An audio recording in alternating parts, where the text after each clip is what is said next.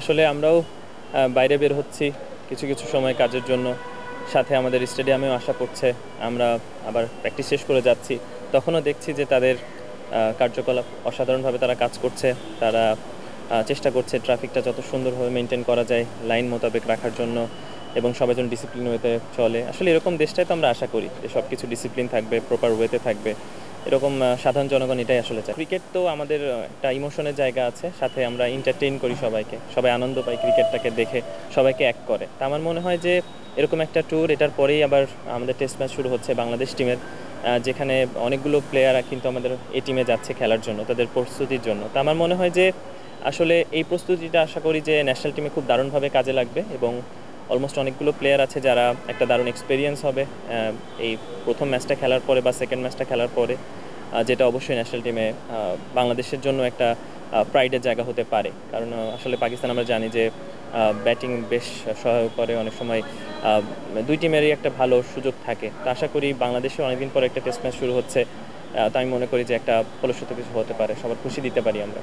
অবশ্যই আমরা যখন শিডিউলটা দেখলাম বা আমরা যখন সম্পূর্ণ ক্যালেন্ডারটা আমাদের চোখের সামনে থাকে যে এটার পরে এটা খেলা, এটার পরে এটা খেলা, তো এখন একটা প্ল্যান করতেও সুবিধা হয়, এবং আসলে এক্সিকিউশন করতেও আমি কীভাবে করব না করব এগুলো আসলে অসাধারণভাবে প্ল্যানিং করা যায়। তা আমার মনে হয় প্র্যাকটিসটা যথেষ্ট হচ্ছে, সামনে আরও প্রস্তুতি আছে, সাথে অনেকগুলো ম্যাচ আমরা খেলতে পারবো, টেস্ট চ্যাম্পিয়নশিপের ইম্পর্টেন্ট ম্যাচ সবগুলোই। তা আমার কাছে মনে হয় অবশ্যই এই টিমের ট্যুরে আমরা যারা যাচ্ছি তাদেরও উপকার হবে, তারাও প্রস্তুতি থাকবে যে আমাদের বাংলাদেশ টিমে কীভাবে সার্ভিভ করতে পারি, সাথে আমাদের ন্যাশনাল টিমেরও জন্য অবশ্যই উপকার হবে। ছোটোবেলা থেকেই বলে আসছি এবং সব জায়গা থেকেই আমি বলি যে আমার টেস্ট ক্রিকেট অসাধারণ লাগে। যখন আমি ফার্স্ট ক্লাস খেলি আমি চেষ্টা করি আমার শতভাগ দিয়ে খেলার জন্য, এবং আমার রেকর্ডও তাই বলে যে আমি কতটুকু পছন্দ করি। তো সেই ক্ষেত্রে আমার এটা একটা বড় অপরচুনিটি, এবং ন্যাশনাল টিমে যাদের সাথেই কথা হয়েছে তারাও সবাই একই কথা বলেছে যে গুড অপরচুনিটি, দুইটা ম্যাচ আমার জন্য, জন্য আমি এখানে ভালো এক্সিকিউশন করতে পারি, ন্যাশনাল টিমের অপরচুনিটি আসবে। এবং ন্যাশনাল টিমের অপরচুনিটি আসলে আশা করি এবার আমি চেষ্টা করব লম্বা সময়ে বাংলাদেশ টিমের জন্য খেলার। তো এটাই আমার লক্ষ্য থাকে, এটাই লক্ষ্য আছে, ভবিষ্যতে এটাই থাকবে ইনশাআল্লাহ। আসলে ক্রিকেটে তো আমাদের বড় পরিসরে চেঞ্জ করার সুযোগ আছে, আমি মনে করি আস্তে আস্তে সেটার পরিবর্তন আমরা দেখেছি, এবং আশা করি সামনেও হবে। কোনো কিছুই 2 দিনে 5 দিনে সম্ভব না, এটা পর্যায়ক্রমে হওয়া সম্ভব। বাট আমরা সবাই আশা করি, প্রতিটা মানুষ, আমরা আসলে প্রথমে সাধারণ মানুষ, জনগণ, এরপরে আমরা ক্রিকেট প্লেয়ার, বিজনেসম্যান বা চাকরিজীবী বা যেই হই না কেন, বা সাংবাদিক, বা আমরা যেই প্রফেশনেই থাকি না কেন, বাট আমার কাছে মনে হয় আমরা আগে জনগণ, আমরা সাধারণ মানুষ, আমাদের অবশ্যই অধিকার আছে যেগুলো আমরা ডিজার্ভ করি। তো আমরা সবাই চাবো যে একটা সুন্দর অর্গানাইজ ওয়েতে সব কিছু আগাক, ক্রিকেট বোর্ডেও সব জায়গাতে, যেন আমরা প্রতিটা জায়গাতে আমরা দারুণভাবে ফ্যাসিলিটি পাই, দেশটা সবাই মিলে যেন আমরা আগাতে পারি। আসলে আসলে ক্রিস্টাল ক্লিয়ার থাকাটা খুবই জরুরি সবার ক্ষেত্রে।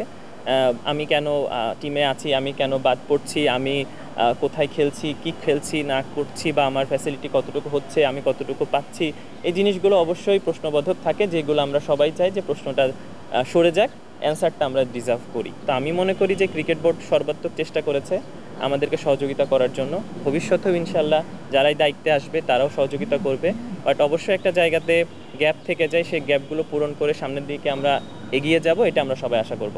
আসলে বলতে চাওয়া পারিনি, ব্যাপারটা এরকম না। আমরা এখনও সামনে আমরা যে কতটুকু পাবো বা কতটুকু পেয়েছি এসব নিয়ে আসলে চিন্তা করার থেকে আমার কাছে মনে হয় প্রেজেন্টে থাকাটা খুব জরুরি। আসলে ক্রিকেট শুধু একটা ইন্ডিভিজুয়াল একটা প্লেয়ারের কথা দিয়ে আসলে পরিচালিত হয় না, এখানে আপনারা থাকবেন, সিনিয়র মানুষ থাকবে, নিচের মানুষ থাকবে। আসলে আমি মনে করি ক্রিকেটটাকে ডেভেলপ করতে গেলে রুট লেভেল থেকে শুরু করতে হয়, সেটার ফল আমরা ন্যাশনাল টিমে পাই।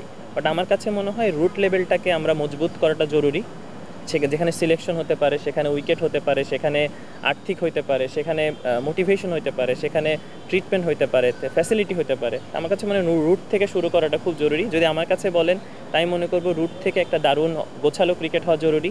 ঢাকা বেইজ, একটা মিরপুর বেইজ আসলে আমরা ক্রিকেট খেলি, এই ইনডোর, এই আউটডোর।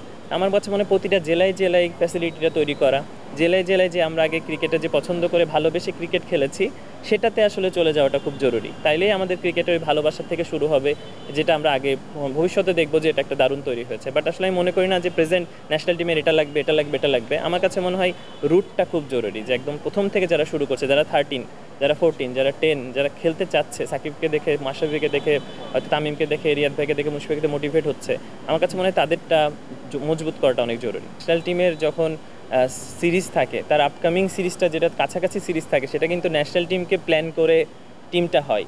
তো ন্যাশনাল টিমে কারা খেলবে, কোন জায়গায় খেলবে, সেগুলো কিন্তু ন্যাশনাল টিমের নিউজ প্রশ্নটা আসে যে কাকে কিভাবে রেডি করবে। সেখানে ক্যাপ্টেনের থাকে অবশ্যই ভূমিকা, সে মাঠটা চালাবে, সে এক্সিকিউশন করবে, প্লেয়ার যেগুলো পাবে সে হাতে তাকে দিয়ে লড়বে, ব্যাপারটা এরকম হবে। বাট যদি ধরেন ইন্ডিভিজুয়াল প্লেয়ারের কি প্ল্যান বা সে কোথায় ব্যাটিং করবে, সে খেলবে কি না, এগুলো আমার কাছে মনে হয় ন্যাশনাল টিম থেকেই আসলে নিউজগুলো আসে যে কি করতে হবে। এই টিমের ট্যুরগুলোতে বিশেষ করে এগুলোই হয়, সেটাতে ক্যাপ্টেনের আসলে ভূমিকাটা কম থাকে। বাট ক্যাপ্টেনের ভূমিকা থাকে মাঠে কি হচ্ছে, কিভাবে সে মাঠটা চালাবে, কিভাবে প্রতিটা প্লেয়ার থেকে পারফরমেন্স বের করে নিয়ে আসবে।